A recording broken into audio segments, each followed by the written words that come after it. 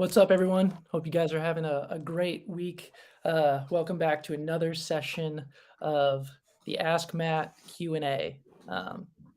Yeah, thanks so much for tuning in. We've got a handful of questions, as we do every week, just from our community members about some of the most popular topics in worship leading, tracks related things, really anything and everything. And we're here with Mr. Matt McCoy to chat. So, Matt, thanks for doing this. Yeah, man. Thanks for putting this together. What Yeah. questions do we have this week? You got it. Here we go. Number one, is it important to play a popular worship song exactly how it is so people recognize it, or is it better to customize it by changing the key, arrangement, instruments, etc.? When you're picking a song for your church, it's really good to make sure that you're making the song work for your church. And, a lot of times a song that maybe you hear on the radio might be in a very high key that most people can't sing along with. So I think it's really important to definitely not always just do it in the exact same key as the recording. I mean, for sure, do it in the right key if it works. But if it's too high for people to sing, then the worship time ends up becoming very spectator, and people aren't going to enter in and actually start singing along with you if they can't sing along because it's too high. I've actually experienced Mm. that recently. I was at a church and they were doing every song, I think probably in the original key that was recorded in, but I couldn't even sing along with it. And Oh, I'm wow. actually like a vocalist, like I actually lead worship, and I'm like, Yeah. I can't even sing along with this, and I just didn't. Honestly, I was just like, well, Mm. I don't know. This is just, it's 9 in the morning. I woke up like an hour and a half ago, not no vocal warm up. And so you got to think about that with your congregation. Like you want people to enter in and to engage. So Yeah. I would say for sure, make sure the key of the song works for your congregation. Same thing with the arrangement. A lot of these songs that are coming out now have like a 10-minute long arrangement. Right. And 10 minutes may not work in your church just for practical reasons, like you have to get the children's ministry out in time. And Yeah. so, but it also may not fit the worship set well. Like Mm.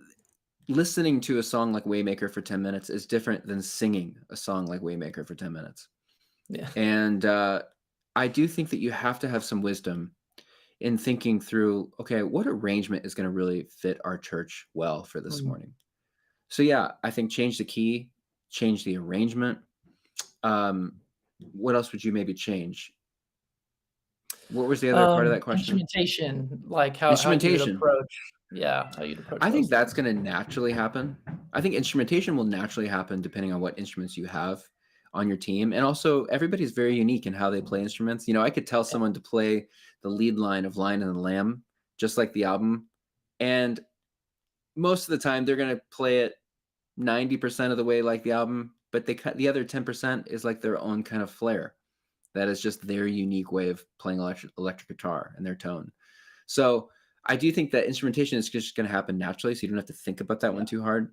But I would make sure you're thinking about the key and thinking about the arrangement so that it really works with what is happening at your church.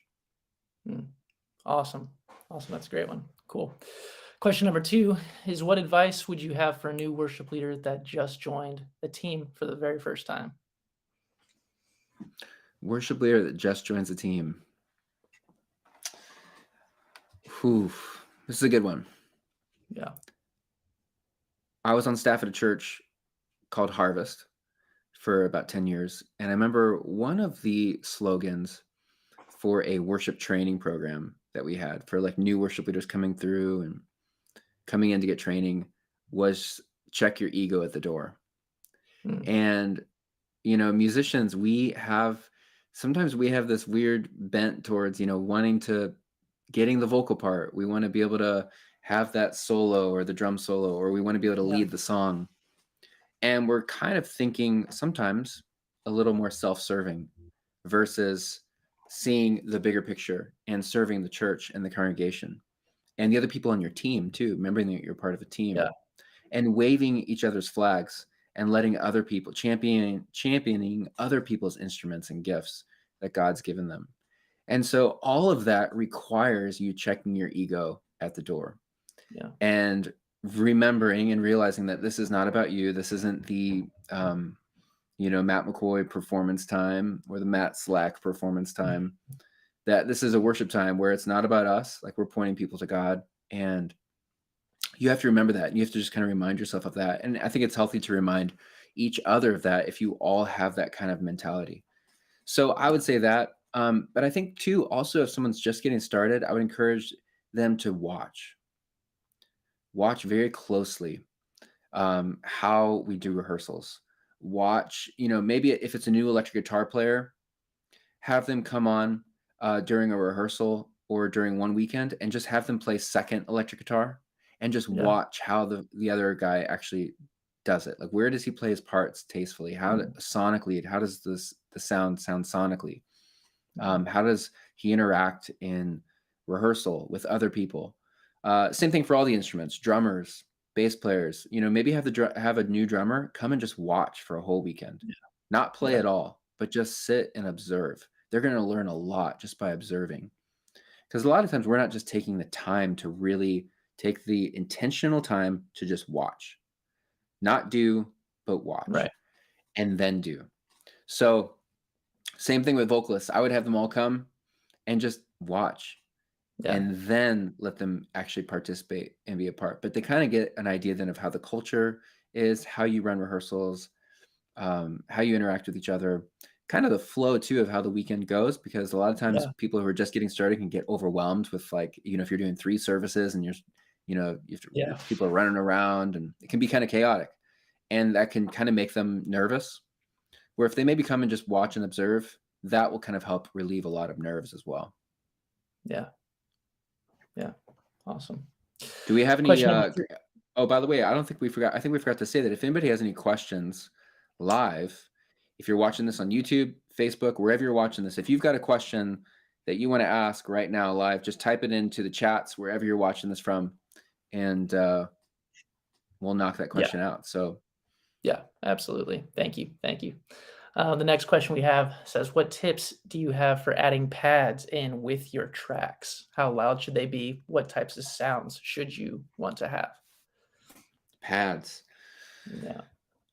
So, I actually very rarely will mute the pads. I keep pads in almost always, Mm, unless I have somebody on keys who's intentionally playing pads. And okay. from my experience, for the most part, most of the time, keyboard players aren't always playing pads like they're doing like piano parts. And it's nice to have just kind of a pad that's there as a baseline to fill in sort of empty space. So I always keep the pads that come with the tracks. I keep those up. Now in the mix, though, I think the sound engineer actually has them, kind of come down because I also always send out pads out of their own channel using the track rig. Mm, But the sound engineer always has them. And maybe they're down low, but if he ever needed to boost them up, maybe in a quiet moment or in a song transition, they're there to boost up. yeah. Because what you don't want to have happen is like these awkward silences between songs. And so what's cool is that your sound team can actually be trained to be like, hey, you've always got these pads where if it gets awkward and quiet, you can just kind of bring these pads up to fill in any sort of space. So as far as the pad sounds go, honestly, I just use whatever's coming with the track. But there's so many there's so many different drone pads you could download. If you go to like Loop Community and search Prime pads, we've got a whole pack of tons of pads you can use inside of Prime for this specific purpose of just kind of Mm. layering a pad underneath what you're doing. So that would be my tip on pads. What do you think, Matt, on Um, that question? well, the cool thing about pads is, I mean, as a keys player myself, I almost always have a pad, like a patch under my, if I'm playing a piano or maybe, like a Rhodes or something like that. There's almost always a pad like constantly underneath. And it'll be like natively, it'll be a pretty bright pad with a lot of high end. And then I Yeah, can actually apply like a, low pass filter and then bring in the yeah, high frequencies in and out using the controller that I'm playing. So my point is, for a yeah, more somber song, you can have like a really dark, very subtle pad, but just by yeah, bringing out the high end of a pad like that when a song increases in energy, like that can really help build that dynamic up. So the pad is a yeah, pretty versatile versatile thing. So yeah, if you're using tracks, then yeah, you might just want to use what you have available to you in that track. It's probably the best thing for that song. For any keys players out there, just having a bright pad initially that you can kind of roll off all that top end will give you a lot of control over Yeah. what's appropriate, and you can kind of ride it as the song progresses. I think we've got a live question from Nora. Yes. Nora, we have a live question. The question is, what is your favorite worship song currently? Oh man. Matt, what do you think? I think right now my favorite worship song is Firm Foundation. Oh, that's a He good Won't. one. Maverick City. That or Same God by Elevation Worship. Those two Yeah, songs are just that's what I was gonna go with, man. Yeah, they're on incredible. fire Yeah, right yeah. now. Yeah, they sure are, man, and it came at a great time. It certainly did. Yep. Yeah, that's terrific. We also had another question in here, Matt, that I saw. If we have any plans for Pro Presenter integration with Prime. Oh, there it is, Jordan. Yeah. Thanks, Jordan. We do not have any plans right now for Pro Presenter integration. We are working on an integration with Presenter. If you go to worshipextreme.com, I don't know if there's an actual URL for Presenter, but if you go to worshipextreme.com, you'll see Presenter, which is presentation software. And we are going to be working on a very tight integration with them. That's software that I really love.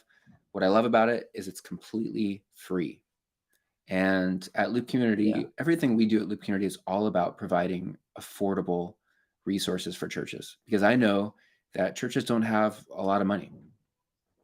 Most churches don't. And what's cool about the Worship Extreme website, if you go to worshipextreme.com, they have a bunch of tools and resources that are completely free.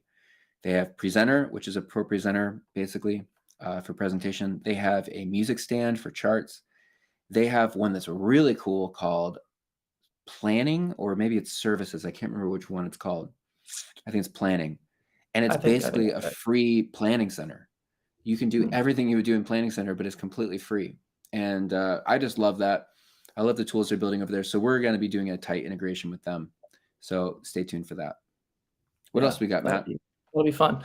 The fourth question we had here is, I want to teach a younger guitar player, or I want to teach younger guitar players on my team how to get better. I've played for years but never taught it.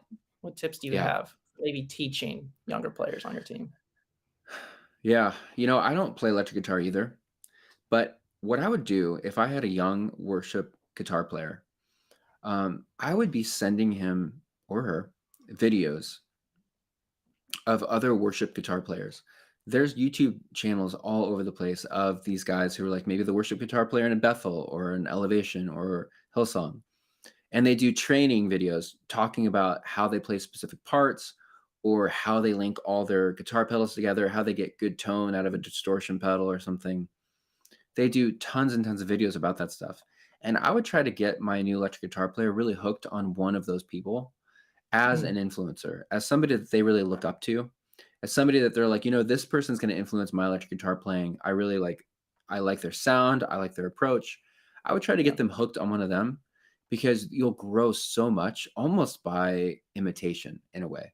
Like Yeah, if they imitate what another guy's doing, the thing with imitation is that you might imitate it exactly, but really for the most part, a lot of times people take that and then you kind of create your own. So you might follow a worship guitar player you really like, and you might start building a pedal board that's just like theirs. But as you start doing that, as you gain momentum, you start feeling more free to make it your own, and you start adding your own guitar pedals that you like, or yeah, playing parts differently. And then all of a sudden, before you knew it, which maybe started with imitation, actually you've become your own voice and right. your own unique musician. And maybe then people are imitating you. So it kind of starts like a wildfire spreading. So I don't think imitation is actually that bad when you're like trying to learn your craft, when you're trying to learn electric guitar. If I'm trying to Yeah, learn anything, I try to find a pro. I try to find someone who's a ninja at what I'm trying to learn, and I learn everything they know, which would be imitation. And that word, the funny thing about the word imitation is it kind of sounds like negative, but it's not in that case. In that, like, I'm going to right. learn everything I can from someone who knows how to use Photoshop. All right. Yeah, And yeah, then eventually I'm going to fly on my own, and I'll probably start learning things that maybe that other person doesn't even know, Mm. and using Photoshop differently. So the same thing applies to electric guitar, any instrument that you're playing. So that's what I would try to do with new musicians in my band. Get them hooked on um, imitating someone that they would Yeah. admire and respect. Yeah, and there's so many good, like, I mean, we know we could list off, a number of, different people in the Yeah. worship space that love doing these rig breakdowns and things like that, and Yep. I would say that generally when it comes to worship, electric guitar specifically, there are just some general kind of best practices when it comes to Yeah. guitar tone, things like that, that would be very easy for a new guitarist to, um, you know, to, uh to kind of emulate. Yep. And then in that process, you'll find things that work for your specific ministry. You'll find ways to tailor it and make it your own. Right. So, yeah, it's a really good thing. YouTube is your best friend, It honestly. is. Great. Cool. Well, the last question I have, and then again, if there are any others, we can kind of circle back to those. But our fifth question says, what do you do if you start rehearsing a song and realize some members of your team aren't able to play it well? Hmm. If you start rehearsing a song and members aren't able to play it well, I think that is a signal of something went wrong earlier on. And Mm, what I mean by that is it's a signal of either they didn't get the resources they needed ahead of time and with enough time to actually practice and prepare at home. yeah. So it's so important as a worship leader to provide your band with what they need to get better and to actually play the songs and to show up prepared. So they need the chord chart, they need the audio, they need it all in the right key, they need it in the right arrangement. If you've done that and given them enough time, and I mean more than 2 days, but maybe give them a week, maybe 2 weeks, which would be best, to actually learn the part, they should have everything they need to actually be able to show up prepared. So if you're in a rehearsal and the drummer's just completely falling off, now you can tell that they've probably never listened to the song before. That's either that you didn't get them the resources they needed, or Mm. you've got a pastoral moment coming. Yeah. And that's the hardest thing about being a worship leader is you got to have a sit down talk and be like, hey man, I need you to listen to these songs ahead of time. Yeah. We give you these tools. If you need help figuring out how to use Planning Center, let us know. I'll help walk you through it. But you've got the tools, and we expect you to show up prepared and knowing what you're doing, at least being Right. comfortable and familiar with the song. So it's a good, I think it's a good signal that maybe something went wrong. And you Yeah. need to either have a conversation or you need to get into gear and start getting resources to people ahead of time. I Yeah. love listening to songs together before Yeah. you start playing them. So if it's a new song, maybe even just put your instrument down and everybody just sit and listen to the song together. Another thing you can do is while people are coming and setting up to a rehearsal, have the song playing over the sound system. Yeah. Have the whole set list playing on a Spotify playlist for that 30 minutes, maybe even an hour while people are just kind of hanging out, waiting to go. And it's going to start just kind of burning the arrangement, the sound of the song, the drum parts Yeah. into their brain so that when they start playing it, they're really familiar with it. So, Yeah, that's a tough one, but, yeah, that's a great way to handle that. yeah. I don't, let's see, let's do a quick check, see if there are any other questions, but I think that's it this time around. All right. Um, Matt, it was great, man. Great hanging with you. Thanks for putting these together. I think it's awesome that we do these just because it gives people an opportunity to ask us questions that are all over the place, whether it's about tracks or worship leading. And yeah, these are questions that we get, right, that come in through support. I mean, you're kind of manning all of our social media that's and that's right, email and phone calls. You talk to a lot of worship leaders yeah, every single week on the phone. And so you hear firsthand what issues yeah. worship leaders are struggling with. So I think it's awesome to be able to do this. Thanks for putting it together. Yeah, yeah, you got it. Yeah, if any of you guys watching have questions, and it, as Matt just said, it can be about virtually anything remotely close to worship, and we'll do our best to give our Yeah. take and our experience. So, yeah, appreciate, Matt, you answering these questions, and, yeah, we'll see you again soon. Cool. Thanks, Matt. See ya.